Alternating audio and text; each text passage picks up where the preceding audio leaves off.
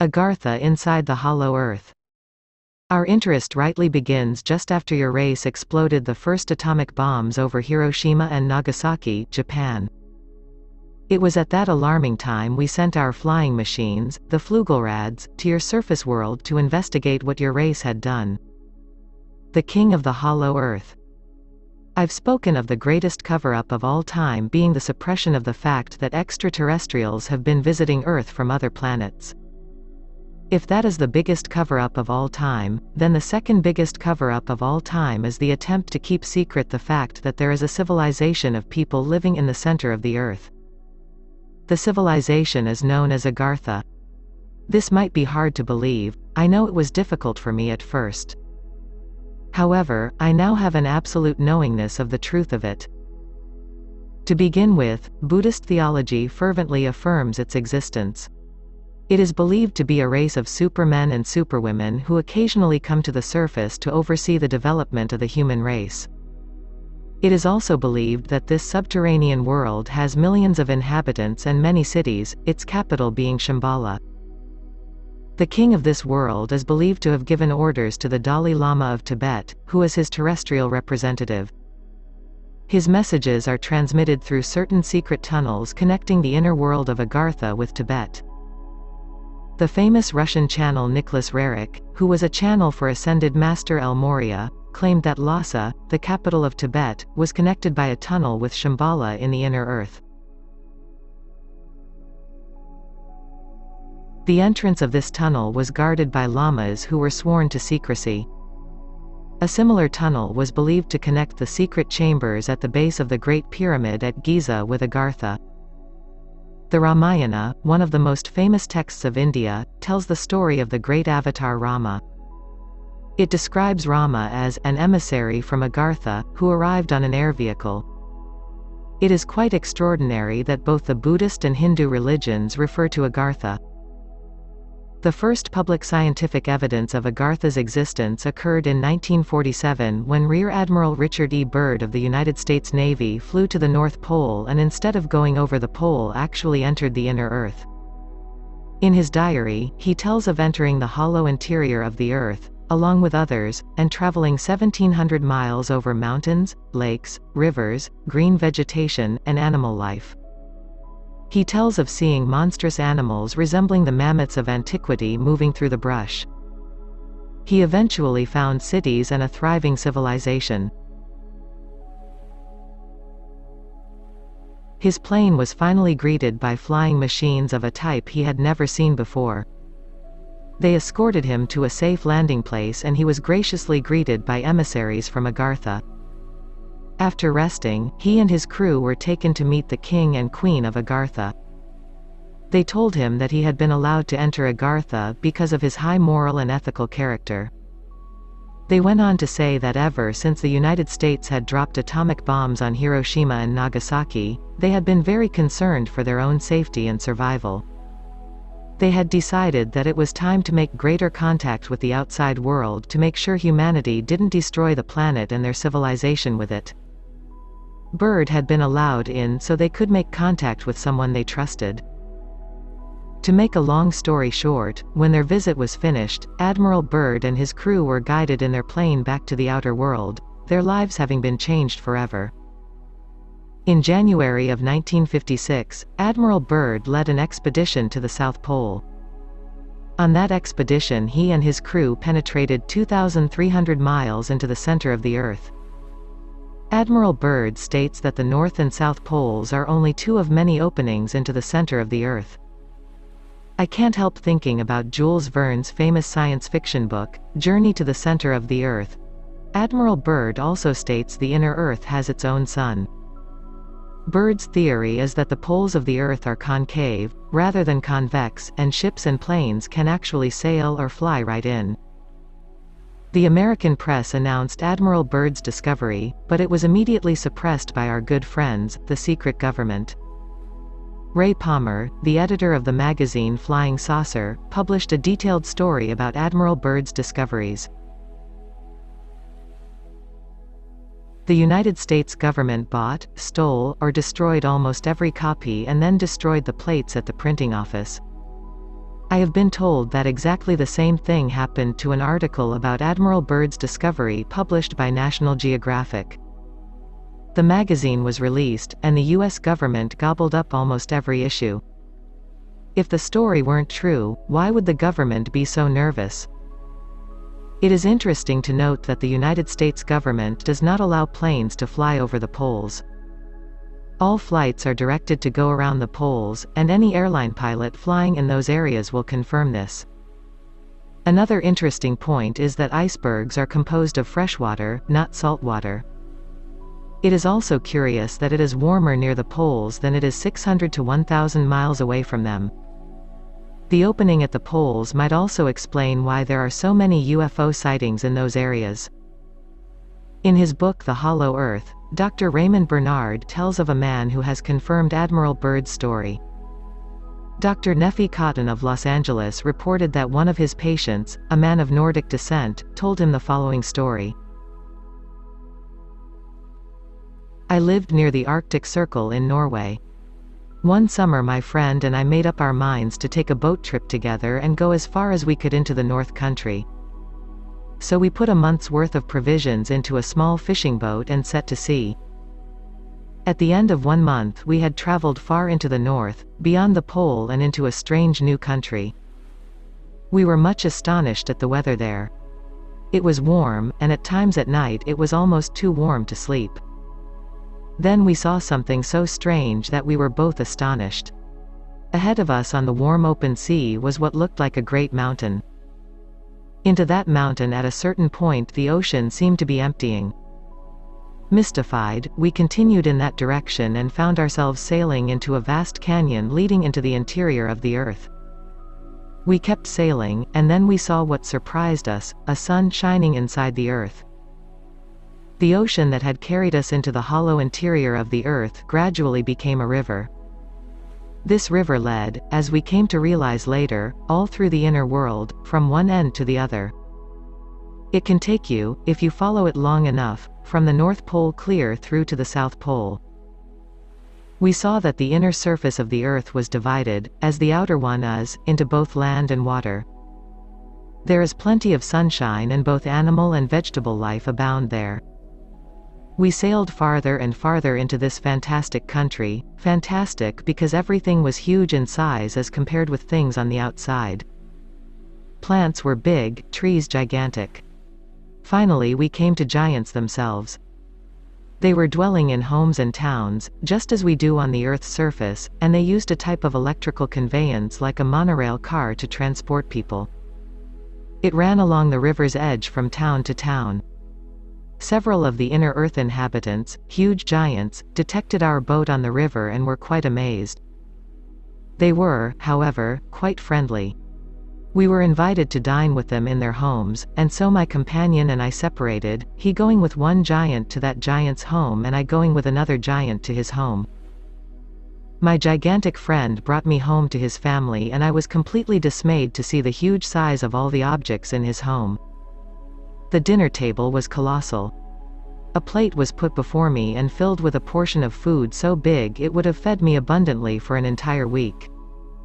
The giant offered me a cluster of grapes and each grape was as big as one of our peaches. I tasted one and found it far sweeter than any I had ever tasted outside. In the interior of the earth all the fruits and vegetables taste far better and more flavorsome than those we have on the outer surface of the earth. We stayed with the giants for 1 year, enjoying their companionship as much as they enjoyed knowing us. We observed many strange and unusual things during our visit with these remarkable people and were continually amazed at their scientific progress and inventions. All of this time they were never unfriendly to us, and we were allowed to return to our own home in the same manner in which we came. In fact, they courteously offered their protection if we should need it for the return voyage. An additional account of a visit to the Hollow Earth was told by another Norwegian, Olaf Jansen, and was recorded in The Smoky God, written by Willis George Emerson and published in 1908. The term, Smoky God, refers to the central sun in the hollow interior of the Earth, which is smaller and less brilliant than the outer sun and so appears smoky. The book relates the experiences of a Norse father and his son who, in their small fishing boat, attempted to find the land beyond the north wind, which they had heard about. A windstorm apparently carried them through the polar opening into the hollow interior of the Earth. They spent 2 years there, and upon returning through the southern polar opening, the father lost his life when an iceberg broke in two and destroyed the boat. The son was rescued, but when he told his incredible story, he was placed in a prison for the insane because no one would believe him. After being released and spending 26 years as a fisherman, he moved to the United States. In his 90s he befriended Willis George Emerson and told him his story. On his deathbed he also gave Emerson maps that he had made of the interior of the Earth along with a manuscript relating his experiences. He said that the people live for 400 to 800 years and are 12 feet tall or more. Their scientific technology is very advanced. They can transmit their thoughts to each other using certain kinds of radiation, and they have sources of power greater than electricity. They make flying saucers that are operated by this superior power, which is drawn from the electromagnetism in the atmosphere. It is notable that in 1942, Nazi Germany sent out an expedition composed of some of its leading scientists in an attempt to find an entrance to the hollow Earth. Göring, Himmler, and Hitler enthusiastically endorsed the project. The Führer was convinced that the Earth is concave and that humanity lives on the inside of the globe. In The Hollow Earth, Bernard also tells of a photograph published in 1960 in the Globe and Mail in Toronto, Canada, which shows a beautiful valley with lush green hills. An aviator claimed that the picture had been taken from his airplane as he flew beyond the North Pole. Erlin Chaney's channelings about the hollow Earth. Erlin Chaney, channel for Kuthumi, the Virgin Mary, and Zoser, an Egyptian pharaoh, gives a fascinating account of how Agartha came into being in her book Revelations of Things to Come. She had a hard time accepting the truth of Agartha's existence, but her guides were absolutely adamant about it and its importance to human civilization both now and in the future. Erlin's channelings state that ages ago, very advanced souls came to Earth from other planets. She calls them the Anunnaki. Their offspring on Earth are the Anu. It was these beings who brought the Arks of the Covenant that were used as laser guns and gravity control devices for the uplifting of the Earth's civilization. The Anunnaki and the Anu helped to build the great civilizations of Atlantis and Lemuria.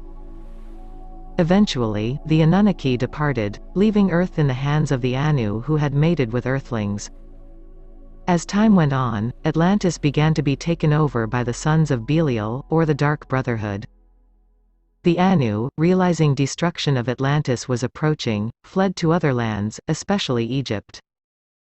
They helped to build the pyramids with their Arks of the Covenant. However, they also used these instruments to bore deep underground, building underground tunnels and cities. When the deluge and pole shift were about to demolish Atlantis and Lemuria, the Anu entered their inner Earth cities through the Great Pyramid. They then sealed the pyramid, preventing Earthlings from discovering their underground passages and keeping out the waters of the flood. Agartha consists of vast continents, oceans, mountains, and rivers. Shambhala is its central city. The population there is highly evolved. She says that the civilizations of the Yucatan, Peru, Brazil, Cambodia, and Tibet also went underground, and that many UFOs come from the inner Earth. She confirms that the Earth has an inner sun. The aurora borealis is a reflection of it. She also confirms that there are openings at both poles, as Admiral Byrd said. It is interesting to note that the Egyptian government has found many of these tunnels and has tried to explore them over the past 30 years, but they are so complex and extensive that they have recently been sealed for fear tourists would venture into them and get lost forever.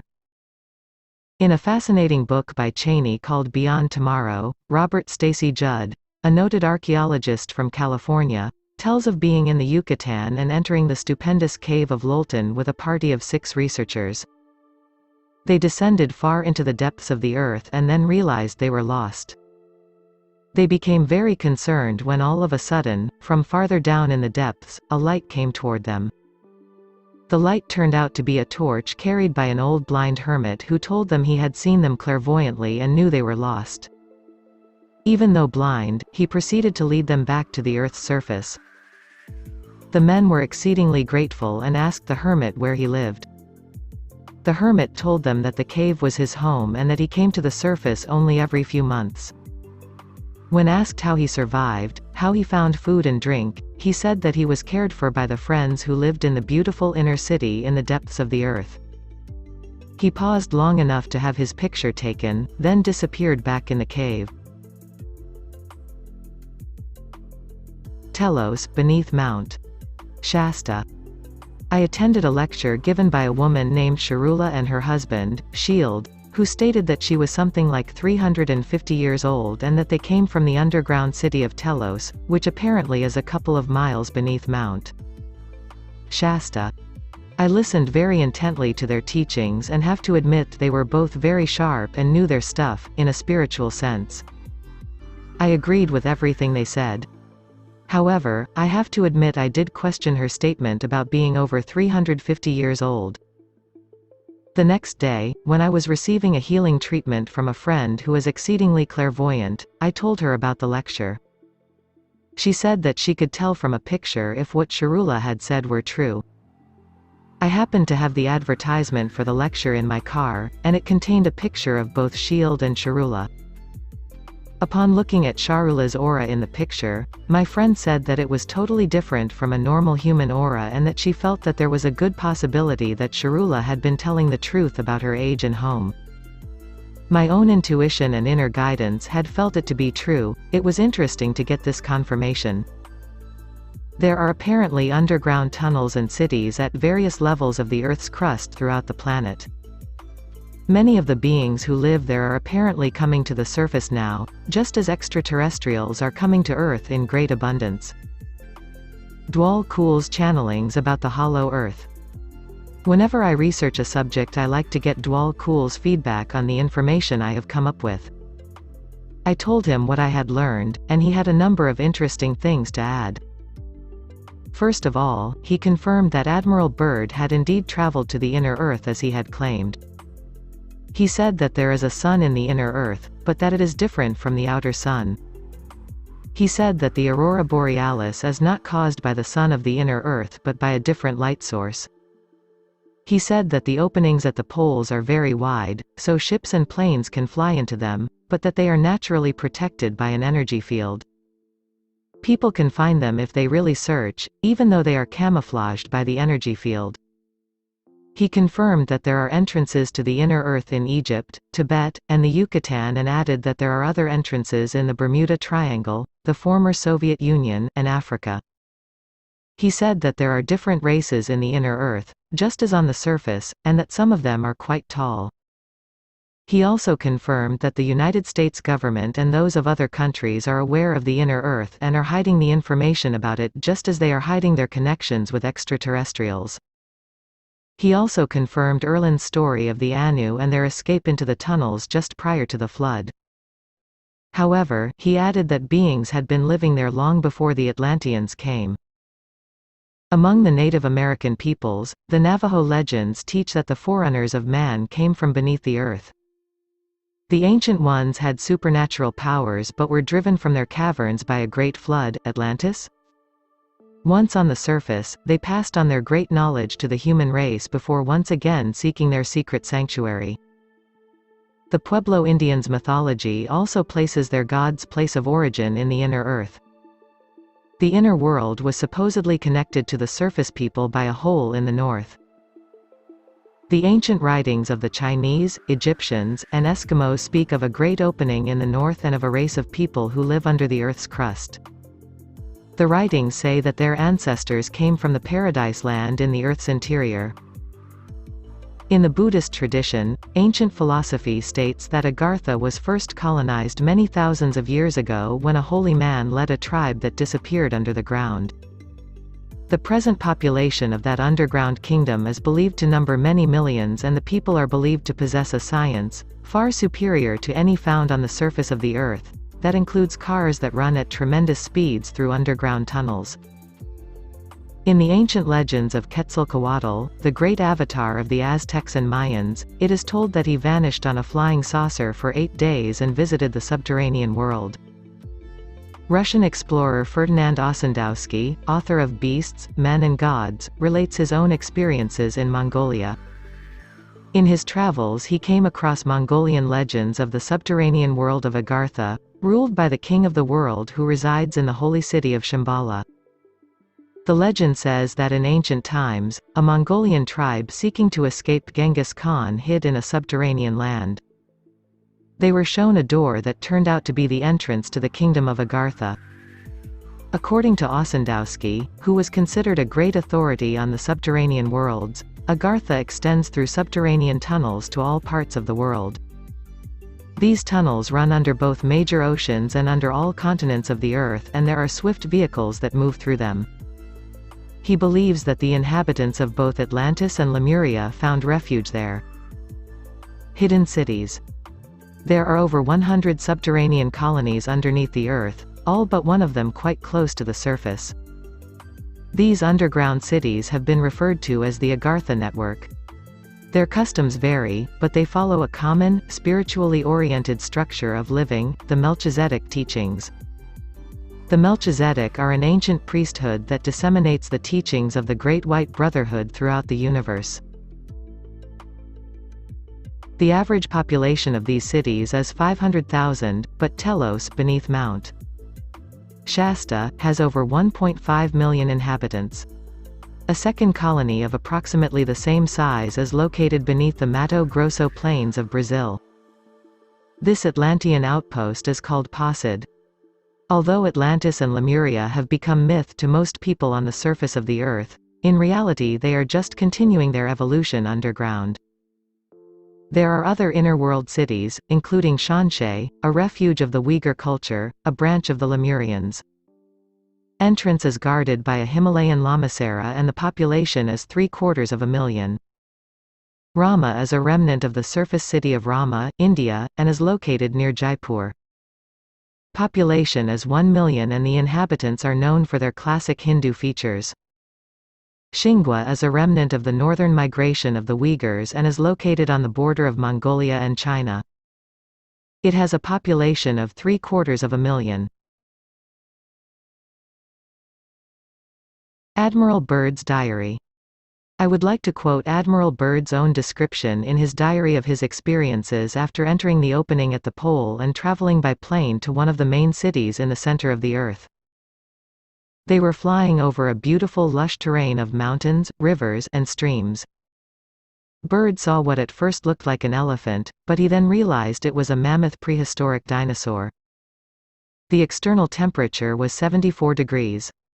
The radio was not functioning. Suddenly before them was a beautiful rainbow-tinted city, and off each wing was a disc-shaped flying saucer. The engines of the plane stopped and their craft fell under control of the flying saucers. The plane was landed for them, and Admiral Byrd was taken to meet the king of the civilization living in the hollow earth. "We have let you enter here because you are of noble character and well known on the surface world, Admiral." I half gasped under my breath. "Yes," the master replied with a smile, "you are in the domain of the Ariani, the inner world of the earth. We shall not long delay your mission, and you will be safely escorted back to the surface and for a distance beyond. But now, Admiral, I shall tell you why you have been summoned here. Our interest rightly begins just after your race exploded the first atomic bombs over Hiroshima and Nagasaki, Japan. It was at that alarming time we sent our flying machines, the Flugelrads, to your surface world to investigate what your race had done. This is, of course, past history now, my dear Admiral, but I must continue on. You see, we have never interfered before in your race's wars and barbarity. But now we must, for you have learned to tamper with a certain power that is not for man, namely that of atomic energy. Our emissaries have already delivered messages to the powers of your world and yet they do not heed. Now you have been chosen to be witness here that our world does exist. You see, our culture and science are many thousands of years beyond your race, Admiral. I interrupted, but what does this have to do with me, sir? The master's eyes seemed to penetrate deeply into my mind, and after studying me for a few moments he replied, your race has now reached the point of no return, for there are those among you who would destroy your very world rather than relinquish their power as they know it. I nodded, and the master continued, in 1945 and afterward, we tried to contact your race, but our efforts were met with hostility. Our Flugelrads were fired upon, yes, even pursued with malice and animosity by your fighter planes. So, now I say to you, my son, there is a great storm gathering in your world, a black fury that will not spend itself for many years. There will be no answer in your arms, there will be no safety in your science. It may rage on until every flower of your culture is trampled, and all human things are leveled in vast chaos. Your recent war was only a prelude of what is yet to come for your race. We, here, see it more clearly with each hour. Do you say I am mistaken? I do, I answered. It happened once before, the Dark Ages came and they lasted for more than 500 years. Yes, my son, replied the master, the Dark Ages that will come now for your race will cover the earth like a pall, but I believe that some of your race will live through the storm. Beyond that, I cannot say. We see, at a great distance, a new world stirring from the ruins of your race, seeking its lost and legendary treasures, and they will be here, my son, safe in our keeping. When that time arrives, we shall come forward again to help revive your culture and your race. Perhaps by then you will have learned the futility of war and its strife, and after that time, certain of your culture and science will be returned for your race to begin anew. You, my son, are to return to the surface world with this message. After this conversation, Admiral Byrd and his crew were led out of the great city and taken back to their plane. The plane was lifted into the air by some unseen force and transported back toward the opening at the North Pole on the surface of the Earth. The plane was released back into their command, and before they knew it they were again flying over vast areas of ice and snow. On March 11, 1947, Admiral Byrd attended a staff meeting at the Pentagon and was ordered to remain silent in regard to all that he had learned on behalf of humanity. He was reminded that he was a military man and that he must obey orders. It was not until the end of his life that Admiral Byrd finally decided he could keep his experiences secret no longer, and his diary and recollections were made available to the world. Harley Byrd, a nephew of Admiral Richard Byrd, has continued his uncle's work. He revealed that 77 alien bodies were taken from an underground city and were being secretly studied by the U.S. government in holding tanks. He said he saw the photographs as well as the bodies in the holding tanks when he worked in the offices of the U.S. Air Force's Blue Book Project in the 1950s. I would like to acknowledge Raymond Bernard's book, The Hollow Earth, as one of the sources of the information in this chapter. 3. Walk-ins. The transfer is very much like major surgery on an electrical level. There are teams of spirit guides who help in this transfer just as one would have during major surgery in a hospital on Earth. Ascended Master Dwal Kul. Walk-ins are soul extensions, or personalities, who take over the body of an adult human being who has chosen to leave his or her physical body. Dwal Kul has told me that this is an occurrence that has not been very common in the history of this planet. However, it has been occurring much more frequently recently because of the amazing shift this planet is going through as it moves into the new age. Dwal said that there are as many as 1 million walk-ins on the planet at this time. It is important to explain that this process is usually governed by and controlled at the soul level. The soul extension, or personality, who is walking out of the body usually has no conscious awareness of the procedure. It is usually the soul who has made the decision, although in some rare instances the personality has requested it. In most cases the new walk-in who takes over the body has no conscious awareness of the change. The transition period can take anywhere from 3 months to 6 years to transpire.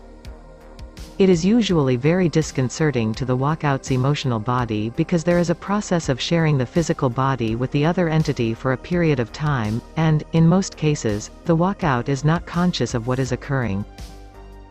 Entities of all levels and states of consciousness can be walk-ins, and it is not limited to sixth-dimensional beings, according to the information I have received from Dwal Kul.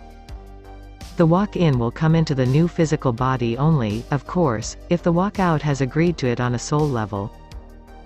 The second important ingredient is that the souls, or higher selves, and the spirit guides of the walk-in and the walkout feel that the physical vehicle is strong enough and the emotional vehicle stable enough for the process to work effectively.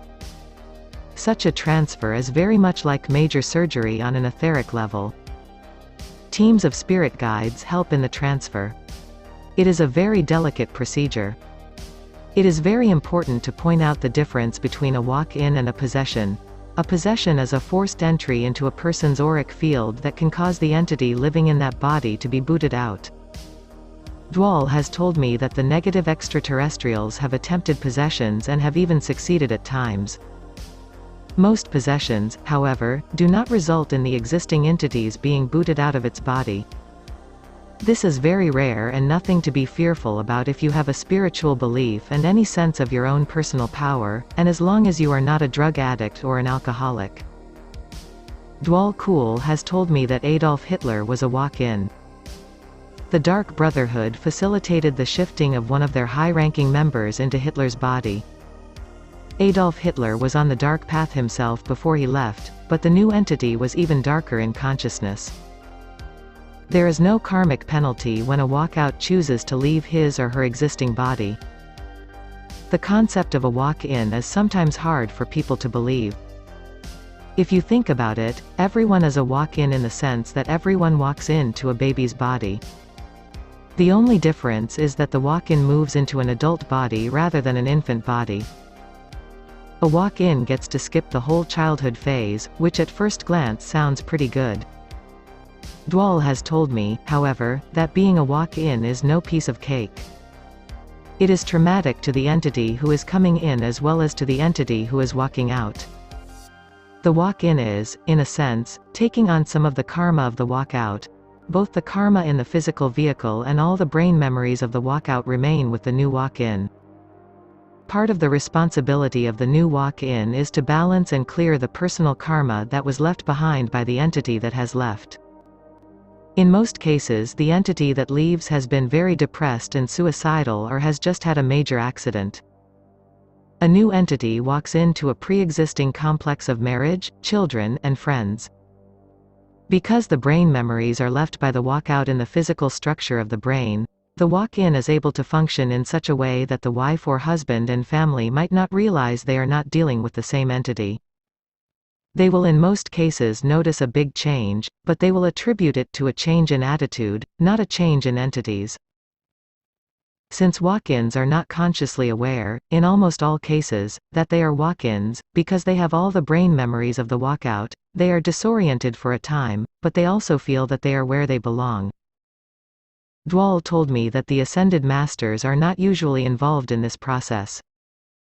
It is more the soul and spirit guides and the soul extension who make such a decision. Once the exchange has taken place, walk-ins live normal lives. The motivation to be of service to the planet will depend on their levels of spiritual evolvement. If you think about it, the concept of walk-ins is rather expedient, for if an entity wants to leave the physical body, it is a shame to waste that physical vehicle if someone else could use it for spiritual growth. However, it takes a very bold soul and soul extension to make this choice, for it is not an easy or glamorous path to take. This period of history on planet Earth is such an exciting time in a spiritual sense that many entities are willing to take on the karma and risk in order to be a part of the action. Physical bodies of all kinds are at a premium during this period of time. Ruth Montgomery's spirit guides have said that the following people were walk-ins: Abraham Lincoln, Gandhi, Benjamin Franklin, Emanuel Swedenborg, Meister Eckhart, Shankara, Moses, Quetzalcoatl, and Christopher Columbus. I have not confirmed the truth of this information, but I bring it forth for your discernment and consideration. Before a walk-in enters the new body, the entity spends a great deal of time studying the Akashic records and physical behaviors of the walkout to determine how to master the physical body, personal lessons, and karma it is about to take on. The actual moment of exchange usually occurs during sleep. A person who is contemplating suicide might consider being a walkout as a better alternative if it truly is his time to leave his body. I want to emphasize that walk-ins are not ascended masters. They are soul extensions who are still on the karmic wheel of rebirth at varying levels of initiation and spiritual awareness. Lord Maitreya, who came into Jesus' body at the baptism, would not be called a walk-in. The esoteric term for this process in which two entities, in a sense, share the same body is overshadowing. At some later date a walk-in might begin to remember that he or she is a walk-in. This can be an emotionally traumatic experience. Walking in can be additionally difficult because the transfer has often taken place during a serious illness or near-death experience of the walkout. A walkout is really donating his physical body to another soul to use instead of letting it die of natural causes or destroying it through suicide. In the transition period during the changeover there are also, very often, physical health problems as well as emotional problems. Very often, on subconscious levels, there is a kind of ego battle that is taking place between the walk-in and the walk-out. The soul, or higher self, is conscious of the process, but since the personality and embodiment is not conscious of what is going on, it can be extremely confusing and a very wrenching process. The entire fiber of the soul must be completely removed from every cell of the physical body and four-body system and replaced with the soul fiber of the incoming entity. It can be likened to having major heart surgery. Even though the walk-in has all the physical memories of the walk-out, the entity doesn't have the same feelings since it is a different entity. For example, in the case of a walk-in coming into the marriage of the walk-out, the walk-in will retain all the physical memories, so everything will seem normal in that sense, but the entity will feel somewhat distant, strange, and out of place. Physically, everything will seem normal, but the new emotional body will not have adjusted yet. The fact that the walk-in doesn't realize he is a walk-in helps in the adjustment process since he or she still has the physical memories of being married and so forth. After going through an adjustment period the walk-in will literally begin a new life. Walk-ins tend to be of a highly evolved nature, although there are exceptions to this. Walk-ins usually don't awaken to the fact that they are walk-ins unless a spiritual teacher tells them of it, which does happen and which is happening with greater and greater frequency. What also helps in the adjustment process is the fact that the entity has had a long time to prepare for this event on the inner plane. It is often a bizarre and difficult situation for a spouse and family to deal with. At the same time, it often happens that people who know the walk-in and notice a change say something like, "She hasn't been the same since her accident." And let that be the extent to which they take the train of thought. When the actual changeover takes place, it occurs during a one-night period while the physical body is sleeping. The soul, the spirit guides, and the specialized spirit guide team of walk-in and walk-out experts perform the metaphysical operation of slipping one soul extension out of the physical body and slipping the new one in. It is only in the past 2 or 3 decades that the phenomenon of walk-ins has really expanded. Previous to that it was a much rarer occurrence. Dwal has told me that this increase in walk-ins will continue for the next 20 to 30 years and then will begin to taper off again and become less common. Some walk-ins have the specific focus of helping other walk-ins. 4. Extraterrestrial activity. If the average person had any idea how many extraterrestrial civilizations have contacted or are currently contacting Earth, she would be astonished. During his training to become a planetary logos, Sanat Kumara incarnated into 900,000 different planets in this Milky Way galaxy alone. God's universe is filled with life forms both on the material plane and in all other dimensions of reality. The notion that Earth is the only planet supporting physical life is just about the most egoistical notion a person could possibly believe. There is so much extraterrestrial activity occurring on this planet that I will be able to touch only the surface in this book. There are a number of systems that have been intimately involved in Earth's history since humanity's physical inception upon the planet. These primary extraterrestrial contacts have come from Lyra, Vega, Zeta Reticulum, Arcturus, Sirius, Orion, the Pleiades. The United States government is aware of 70 different extraterrestrial civilizations that are contacting the Earth. In reality, there are thousands. To begin with, I would like to look at visitors to Earth from within Earth's own galaxy, the Milky Way. 5. The Pleiades. The activation of the 12 strands of DNA coincides with the activation, spinning, movement, and opening of the 12 centers of information. Through Barbara Marciniak. The Pleiades is a star cluster in the constellation of Taurus, which lies approximately 500 light-years from Earth. There are 250 to 500 stars within this cluster, although only 9 of them have been named by humans on Earth. The Pleiades is often referred to as the Seven Sisters. We have received a great deal of information about the Pleiades from numerous sources. Billy Meyer of Switzerland has had the most profound contact and has made more documented accounts of extraterrestrial activity than almost any other person on the planet. He was first contacted by a female from the Pleiades by the name of Semjase.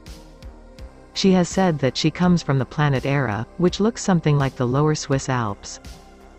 Her race is human-like in appearance, however, they are far advanced, both technologically and spiritually. On her planet, her profession is that of communicator with other races. She has actually trained for this job. Her people contact a civilization only when its members have developed into thinking, rational beings. She has said that she has many purposes in coming here. To share with the Earth people that they are not alone in this universe. To help guide Earth people in terms of religions and their repression of the human spirit. To warn Earth people that there are a few negative extraterrestrial races visiting this planet whose purpose is to try to take over the planet for their own selfish purposes. To warn Earth people that their animalistic nature is destroying the ecological environment within which they live. To help Earth people both spiritually and technologically, as long as that help is used in the service of the Creator. The Pleiadians are able to travel vast distances in their spacecraft by entering hyperspace. They are able to overcome space and time and enter what they call null time. In that split second they can travel millions of light-years. The entire trip from Earth to the Pleiades takes only 7 hours. It would occur even faster, but they cannot enter or leave hyperspace too close to an existing planet. Their average lifespan is over 1,000 years of Earth time. Semjase is still quite young, for she is only 330, which would correspond to 33 years of age on Earth. She and her crew studied the Earth languages while on her planet. This was accomplished by using a machine that facilitated a hypnosis-like state which allows the programming of the language skills into the subconscious mind. To learn a language on their planet takes only 21 days, plus 9 or 10 days to be able to speak it correctly.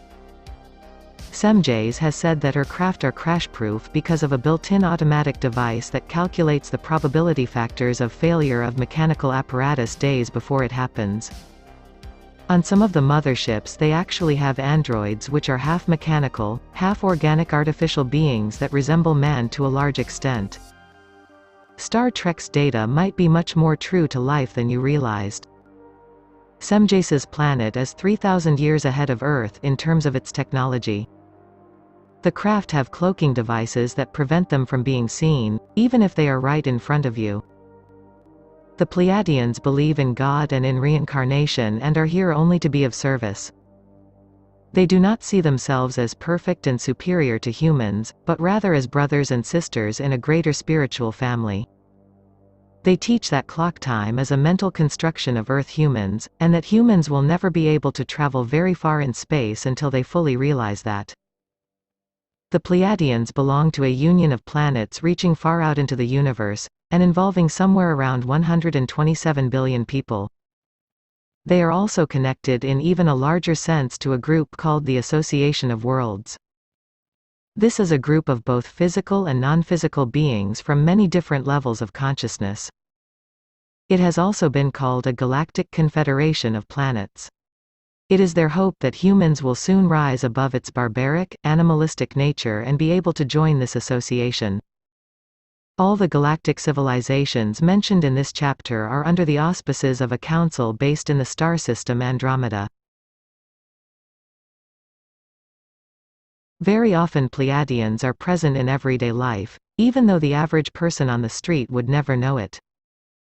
They are able to breathe Earth's air, but prolonged exposure results in sinus problems due to the pollution level.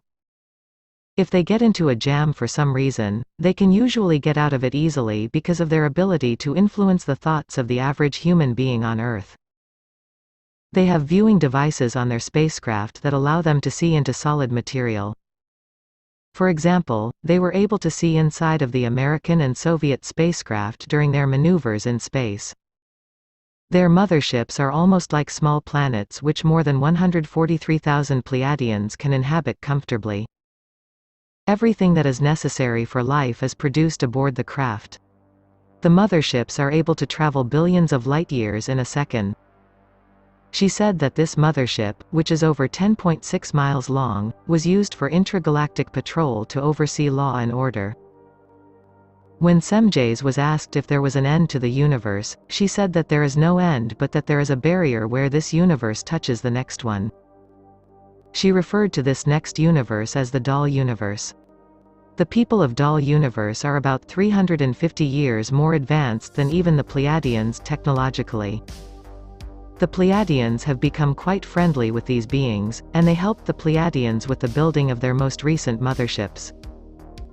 The Dolls are a handsome Nordic-looking race, much like the Northern European Caucasians. They are able to breathe Earth's atmosphere without special equipment. It must be understood, however, that many, if not most, extraterrestrials do not have the Adam-Cadman style of physical bodies humans have. It is important that humans not be frightened by the differences.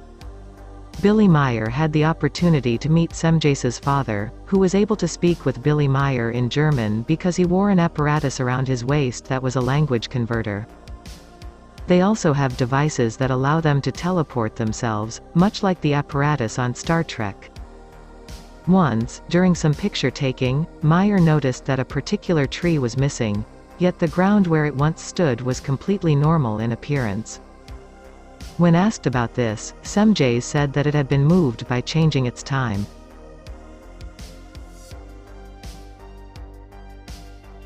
The Lyran civilization. In 1977, a different spacecraft landed in front of Billy Meyer's home. This craft carried 3 beings aboard, one of whom introduced herself as Manara from the star system Lyra. She said that their planet had a population of 14 billion and also belonged to the Confederation of Planets. She said that her people worked closely with the Pleiadians and with the people of the Doll universe. She said that her ship was constructed 300 years in the Earth's future and had been used for over 250 years already. The Lyran's technology is apparently several thousand years ahead of even that of the Dolls. Elena, a member of the crew, returned another time in her own ship. She said she came from the star system Vega, which is a part of the Lyran constellation. The Vegans are apparently descendants of the early Lyrans, as are the Pleiadians. The Lyrans were the original ancestors of humanity's galactic family.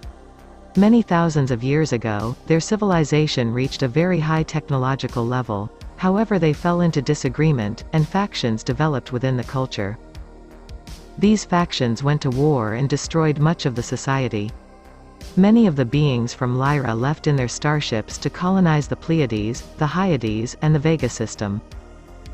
Some of these Pleiadians of Lyran ancestors also came to Earth during the Lemurian and Atlantean periods.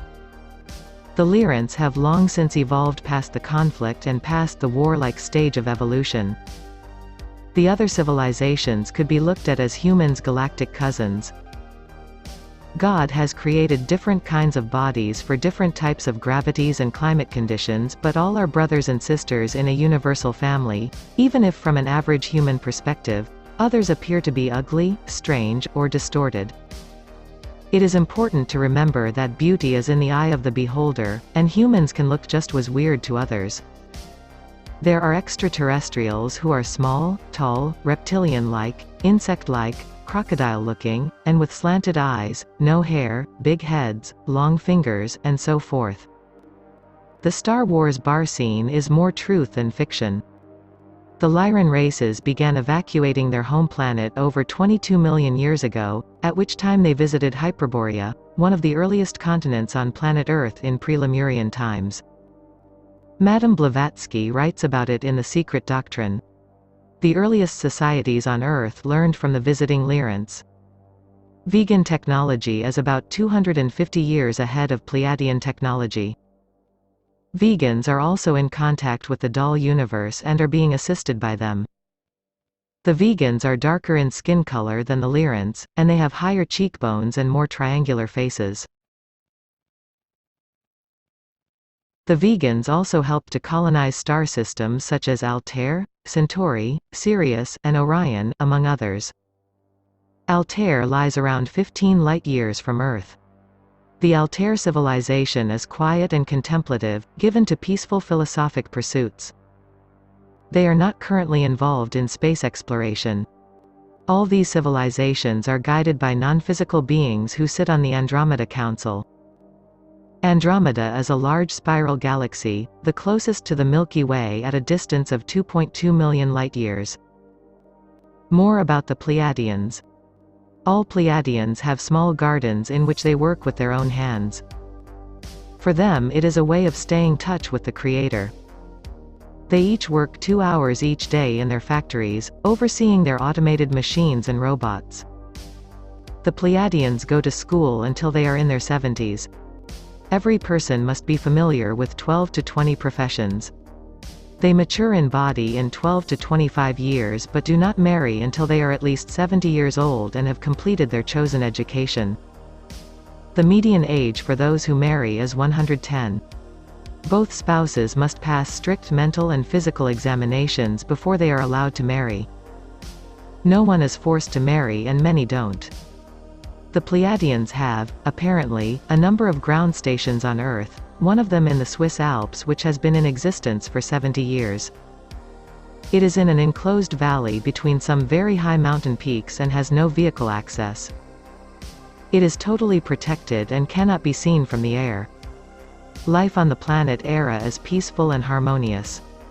The buildings are circular in formation, and are sometimes made of glass or even quartz crystal which creates rainbow patterns of light. Each home has land around it, and horticulture is a popular activity. Some of the flowers on Era actually change color throughout the day to get maximum benefit from the sun. The environment and atmosphere are quiet and serene with none of the noise pollution that exists on Earth. The Pleiadians vibrate to the color blue. They are, hence, attuned to the ideals of truth and justice. The Pleiadian civilization is one of the most advanced in this galaxy when it comes to music and dance.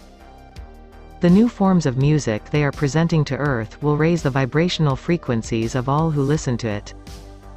This music of the spheres will help to open the higher chakras, which will open humanity to greater creativity and knowledge. The Pleiadians are also experts in the use of light. They will be helping to bring forth on Earth great advancements in the use of holograms and laser technology. Wendell C. Stevens' wonderful book, UFO, Contact from the Pleiades, has served as a source for much of the information in this chapter. 6. Orion. The Orion civilization was one of the very few that evolved into a state of technological advancement while still being in a state of intense spiritual conflict. Through Lisa Royal in The Prism of Lyra. Civilization in Orion, according to information channeled by Lisa Royal, was unusual in that advanced technology was developed before internal conflict was resolved. In the Orion conflict there were two groups: the negative side, which believed in the concept of serving the self, convincing themselves that the whole would be served thereby, even though it actually translates into seeking domination over others, and the positive side, which held the ideal of being of service to others. Does this sound familiar? It is the exact same conflict that occurred in Atlantis between the sons of Belial and the believers in the Law of One. It is the exact same conflict that occurs in the present world today, serving ego or serving God. This Orion conflict played out for eons in a most destructive and disturbing manner. Three groups formed: the dominators, the victims, and the resistance. The dominators were the Orion Empire. The Black League was the resistance to the evil domination of the Empire. Does this sound familiar? The movie Star Wars was actually based on this Orion conflict. The Empire attempted to dominate mentally, emotionally, and technologically, and even devised methods of control using the psychic arts. A great spiritual avatar came forward and awakened the inhabitants of Orion to the law of love and forgiveness, which facilitated the beginning of a mass awakening for the civilization. There are parts of the Orion system that have awakened and parts that are still trying to dominate. One of those still trying to dominate in the Orion system is the reptilian race. The positive Orions who are visiting the Earth are contributing their advanced mental power for the development of smoothly running systems of organization on Earth. These Orions resonate to the color yellow, and they beam this frequency to Earth for the purpose of stabilizing the intuitive powers within human consciousness. This information is from Lisa Royle's The Prism of Lyra, a book that is well worth reading.